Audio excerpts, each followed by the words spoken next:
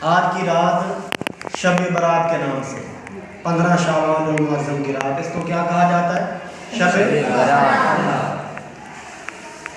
ایک حدیث پاک میں آتا ہے ام المومنین سیدہ عائشہ صدیقہ رضی اللہ تعالی عنہ 15 شعبان کی رات جناب رسالت مآب صلی اللہ علیہ وآلہ وسلم اپنی آرام گاہ پر نہیں تھے، بستر خالی پایا تو حضرت عائشہ دیکھنے باہر چلی تو دیکھا آپ جنت البقیع میں ہیں، جو قبرستان ہے مسجد نبوی شریف کے مشرقی طرف۔ تو آپ وہاں گئی تو حضور علیہ الصلوۃ والسلام ارشاد فرماتے ہیں، عائشہ آج کی رات یہ شب برات ہے۔ برات کا مطلب ہے گناہوں سے آزادی، جہنم سے آزادی۔ تو اس رات اللہ جل شانہ بہت زیادہ تعداد میں لوگوں کو جہنم سے نجات عطا فرمائے۔ ایک حدیث پاک میں آتا ہے کہ حضور سید الکونین صلی اللہ علیہ وسلم ارشاد فرماتے ہیں کہ اللہ جل شانہ 15 شعبان کی رات آسمان دنیا پہ نزول فرماتے ہیں، ٹھیک، اور اس کے بعد قبیلہ بنو کلب بہت بڑا قبیلہ تھا، فرمایا کہ اس کی جو بکریاں ہیں بکریوں کے بالوں کے برابر، بالوں سے بھی زیادہ اللہ تعالیٰ لوگوں کی بخشش فرما دی۔ تو اس رات میں ہم نے کیا کرنا ہے؟ ہم نے اللہ کی رحمت کو سمیٹنا، ٹھیک ہے، کہ ہم نے جہنم سے آزاد ہونا ہے۔ وہ کیسے آزاد ہوں گے؟ جب ہم خرافات میں نہیں پڑیں، یہ پٹاخے ہیں، آتش بازی ہے، یا حلوے پکانا اور اس میں لگا رہنا، یہ ایسی چیزیں ہیں کہ شیطان ہمیں ان میں ملوث کر کے اللہ کی عبادت سے محروم رکھنا چاہتا ہے، اور ہم پٹاخوں میں لگ جاتے ہیں، ہم آتش بازی میں یا آگ کے ساتھ کھیلنا، یہ کام ہم شروع کر دیں، جبکہ ہمارا کام یہ نہیں۔ ہمارا کام کیا ہے کہ اس رات تنہائی میں، اجتماعیات میں نہیں، تنہائی میں بیٹھ کر اللہ کے سامنے دعائیں کریں، اللہ کی عبادت کریں، اللہ کو راضی کریں، اپنے لیے، اپنے اساتذہ کے لیے، اپنے دوستوں کے لیے ہم دعائیں کریں۔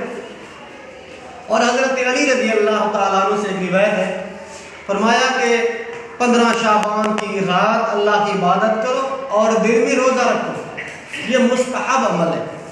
مستحب کا مطلب یہ ہوتا ہے کہ زندگی میں ایک آدھ مرتبہ ہمیں کر لینا چاہیے، باقی اگر نہ بھی کریں تو بندہ گناہ گار نہیں ہوتا، لیکن حکم ہے کہ آپ کر لیں۔ استباحت کا، اباحت کا حکم ہے کہ آپ دن میں روزہ رکھیں، رات کو کیا کریں؟ اللہ کی عبادت کریں۔ تو ویسے بھی رسالت مآب صلی اللہ علیہ وسلم ہر مہینے ایام 20 کے روزے رکھتے ہیں، ٹھیک ہے، 13، 14 اور 15 کی رات آپ روزے رکھا کرتے تھے۔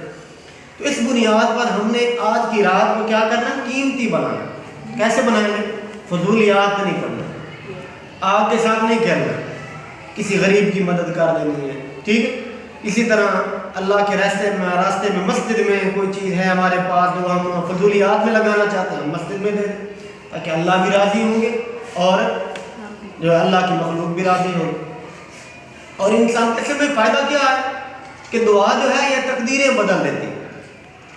تو ہم اللہ سے دعائیں کریں، دعاؤں کا اہتمام کریں اپنے لیے، اساتذہ کے لیے، خاص کر جو دنیا سے چلے گئے، جو دنیا سے چلے گئے ان کے لیے بھی دعا کرنا یہ بہت ضروری امر ہے، ان کو ہم دعاؤں میں یاد رکھیں۔ اور اس رات میں نبی کریم صلی اللہ علیہ وسلم سے ثابت ہے کہ آپ جنت البقیع قبرستان میں تشریف لے گئے۔ تو زندگی میں ایک مرتبہ ہم نے بھی رات کو شام کے بعد قبرستان جانا ہے، وہاں جا کر اپنے جو ہے رشتہ دار جو دنیا سے چل بسے ان کے لیے دعائیں کرنی ہیں۔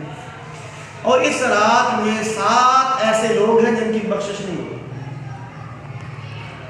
7 لوگ ایسے ہیں جن کی بخشش نہیں ہوتی۔ ایک ہے مشرک۔ مشرک کسے کہتے ہیں؟ جو اللہ کے ساتھ کسی اور کو شریک ٹھہراتا ہے، یعنی جو کام اللہ کے وہ کہتا بندہ بھی کر سکتا ہے، وہ مشرک۔ دوسرا ہے والدین کا نافرمان۔ بچوں یاد رکھو یہ غلطی کبھی نہیں کرنی کہ والدین کی نافرمانی کر کے ہم اچھے بن جائیں گے، ہم بڑے ہو جائیں گے، کبھی بھی نہیں ہو سکتا۔ یاد ہے والدین کو اللہ نے ایک اتھارٹی دی ہے، ایک طاقت ہے، ان کی رضا میں اللہ کی رضا ہے، اگر وہ ناراض ہو جائے تو سمجھے اللہ ناراض۔ تیسرا بندہ ہے شرابی، جو شراب پیتا ہے اس کی بھی اس رات میں بخشش نہیں ہوتی. کتنے ہو گئے؟ 3 لوگ. چوتھا بندہ ہے کینہ پرور، جو دل میں کسی مسلمان کے بارے میں کینہ رکھتا ہے، بغض رکھتا ہے، عداوت اور دشمنی رکھتا ہے، اس کی بخشش بھی نہیں ہوتی. پانچواں بندہ ہے قاتل، جس نے ناحق کسی کو قتل کیا ہے تو قاتل کی بھی اس رات میں بخشش نہیں ہوگی. اور اس کے بعد ایک ہے چغل خور، جو چگلی کھاتا ہے، جس کی عادت ہے ایک بات ہے ایک طرف سے سنی دوسرے کو آگے کر لی جاتا ہے، تو چغل خور کی بخشش بھی نہیں ہوتی. ایک بندہ اور بھی ہے، وہ ابھی میرے ذہن سے اتر گیا ہے. تو بہرحال مقصد یہ ہے کہ ہم نے اس رات کو اللہ جل شانہ کو راضی کرنے کے لیے جو ہے اپنے آپ کو محو عبادت رکھنا ہے، عبادت میں مصروف رکھنا ہے. اللہ بھی راضی ہوں گے اور اس سے کیا ہوتا ہے، ہم خود اچھے ہو جاتے ہیں. ہمارا اسلام ظاہری طور پر ہے، اگر ہم اسلام کو مانتے ہوتے تو یہ دشمن یا شیطان کبھی ہمارے اوپر غالب نہ ہوتی. تو آپ سب نے کوشش کرنی ہے کہ اس رات کو قیمتی بنانا ہے، اپنے لیے، اپنے اساتذہ کے لیے، اپنے رشتہ داروں کے لیے.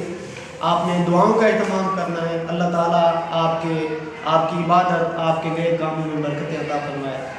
وآخر دعوانا الحمدللہ رب العالمین. یہ بند کر دیں.